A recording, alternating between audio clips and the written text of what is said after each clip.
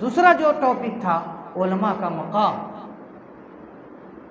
आज हमारे समाज के अंदर, सोसाइटी के अंदर, मुआशरे के अंदर, कौम के अंदर उलमा की कोई हैसियत नहीं। उलमा को लोग नौकर समझते हैं। अगर मदारिस के अंदर उलमा मौजूद है, मसाजिद के अंदर उलमा मौजूद है, चाहे वो इमाम हो या मुअद्दिन हो या खादिम हो, उसकी कोई हैसियत नहीं समझी जाती।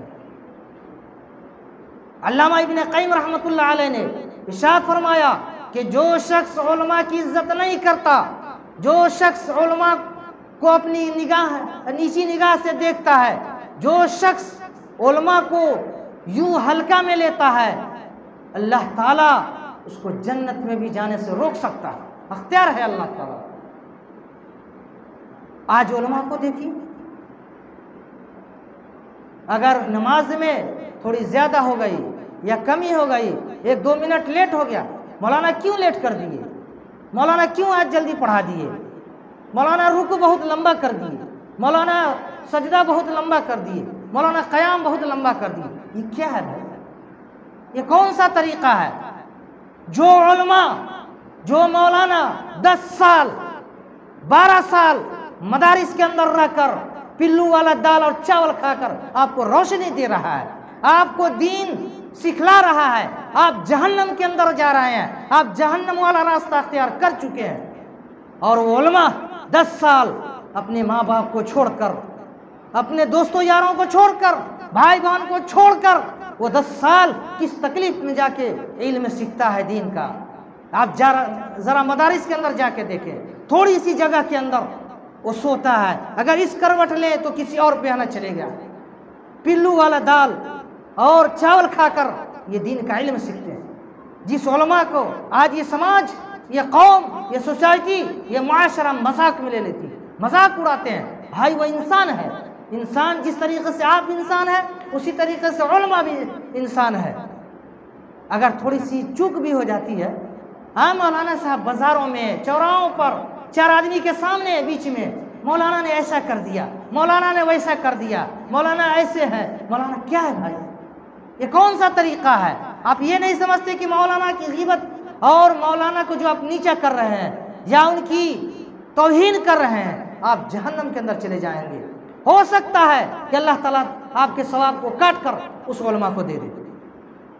और अल्लामा इब्न कसीर रहमतुल्लाह अलैह ने वाज़ेह अंदाज़ में फरमाया कि जो शख्स मौलाना की, उलमा की तौहीन, चाहे जो भी कौम हो, जो सोसाइटी मुआशरा उलमा की तौहीन करती है, कल क़यामत के दिन से सवाल किया जाएगा। और उसी तरीक़े से उलमा को ये कहा भी जाएगा कि ऐ वो इंसान जो मसाजिद के अंदर, मदारिस के अंदर रहा करते थे, हमारे दीन का खिदमत करते थे और हमारे बंदों को ये रोशनी दिया करते थे, हमारे बंदों को दीन का इल्म सिखलाते थे। दुनिया के अंदर तो कौम ने, सोसाइटी ने, समाज ने, मुआशरे ने तुम्हारी तौहीन की है, बेइज्जत किया है, और चौराहों पर, होटलों में बैठकर, रास्तों में और तुम्हारी बातें, अफवाहें उड़ाई गई है। आज तुम बदला का दिन है, ले लो अपना बदला। अगर वो माफ़ कर दिया तब तो ठीक है, नहीं माफ़ किया, आपका तो तमाम का तमाम नेक अमल उठा लेकर उस उलमा को दे दिया जाएगा। कहाँ है आज उलमा को? कोई आते हैं, जो आया वो समझता है चूचू का मुरब्बा बना लिया, ऐसे नहीं करते, वैसे नहीं करते। क्या है भाई? वो आपका नौकर नहीं, खादिम नहीं है कि आप जो चाहे बोल दिया, जैसे चाहे कर दे। जो ज़मीर बर्दाश्त कर कर वो रहते हैं, जो तकलीफ़ बर्दाश्त कर कर वो आपको दीन का रोशनी देते हैं, इल्म सिखलाते हैं। अगर वो चाहे, आप ये सोचते होंगे, या समाज सोचती है या कौम सोचती है कि मैं रोज़ी देता हूँ, रोज़ी अल्लाह तबारक व तआला देता है। कोई कौम, कोई समाज, कोई सेठ, कोई नहीं दे सकता, कोई नहीं दे सकता। रोज़ी अल्लाह देता है। इसीलिए कहा गया कि माल है अल्लाह का, अल्लाह चाहे तो रोक ले सकता है, छीन सकता है, आप कहाँ जाएंगे? इसलिए उलमा की कदर कीजिए, उलमा की सोहबत अख्तियार कीजिए, उलमा के ऊपर खर्च कीजिए, उलमा का साथ दीजिए। आज बहुत सारे मदारिस के उलमा, मसाजिद के इमाम व ख़तीब व मुअज्जिन आज मजबूर है इस बात पर, आज उनकी बेटी की शादी है, घर तक नहीं है रहने के लिए, कोई तकलीफ में मुसीबत में वो चले जाते हैं। अगर वो ज़ुबान खोल दिया कि हमारे साथ ये परेशानी है, ये मुसीबत है, तो आज मजाक उड़ाया जाता है। अरे मौलाना साहब ये मांग रहे हैं, वो मांग रहे हैं, ये गलत तरीके से ले रहे हैं, तनख्वाह तो दी जा रही है। आप तनख्वाह उतना देते तो मौलाना की ये ज़ुबान नहीं खुलती कि हमारे साथ ये मजबूरी है, हमें घर बनाना है, बेटी की शादी है, या माँ बीमार है, या औलाद बीमार है, आपके सामने वो मुंह नहीं खोलते। आप काम जहाँ जितना चाहते लेते हैं, ये काम आपको करना है, वो काम आपको करना है, ऐसे वो करना है। आप तनख्वाह दीजिए ना भाई, उतनी तनख्वाह दीजिए, क्यों नहीं देते? वही उलमा अगर दूसरे काम करते हैं तो रोका भी जाता है। वो मेहनत कर सकते हैं, अख्तियार है उनको, पावर है कि आपने जो ड्यूटी दिया, जो काम दिया, अगर वो नहीं निभाते हैं, जिम्मेदारी को नहीं समझते हैं, तो आपका हक है कहने का, समझाने का, इस्लाह करने का कि मैंने आपको जो जिम्मेदारी दी है आप उस जिम्मेदारी को बखूबी अंजाम दीजिए, नहीं तो आपका नुकसान हो सकता है। लेकिन जो उलमा, जो खादिम, जो आपको आपकी जिम्मेदारी को भी निभा रहे हैं, अगर वो चाहें अपने पार्ट टाइम में कुछ करना तो क्या तकलीफ है? उसको तकलीफ है इस बात की कि उनका घर इतने तनख्वाह में, इतने पैसे में नहीं चल रहा।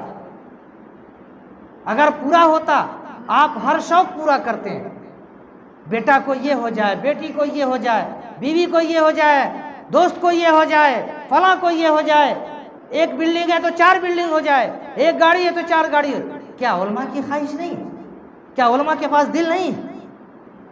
क्या उलमा के पास औलाद नहीं है? ये आपको समझना पड़ेगा, सोचना पड़ेगा।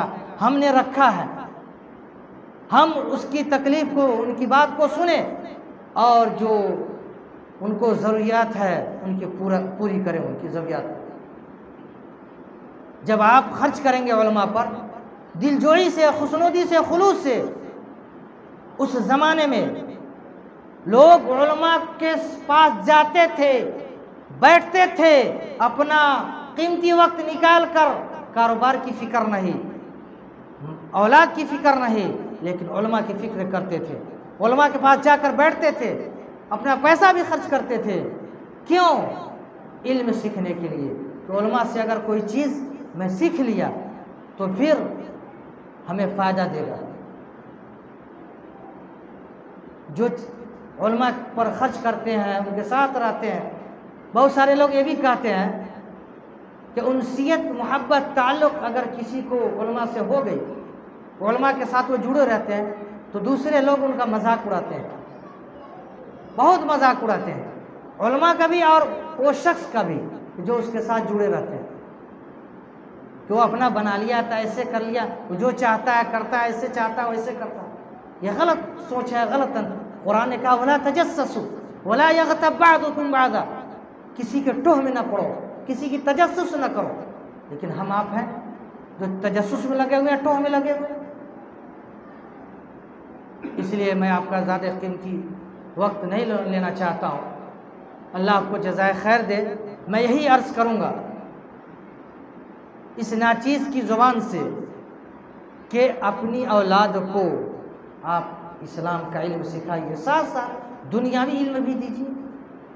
हाफिज़ कुरान बनाइए, आलिम दीन बनाइए। दुनियावी एतबार से अगर आप कमज़ोर भी होंगे, अल्लाह ताला आपको उसी में बरकत देगा। पढ़ाइए, सिखाइए। अब मरेंगे या आपकी औलाद इज़्ज़त करेगी जब इल्म, दीन का इल्म उसके पास हो।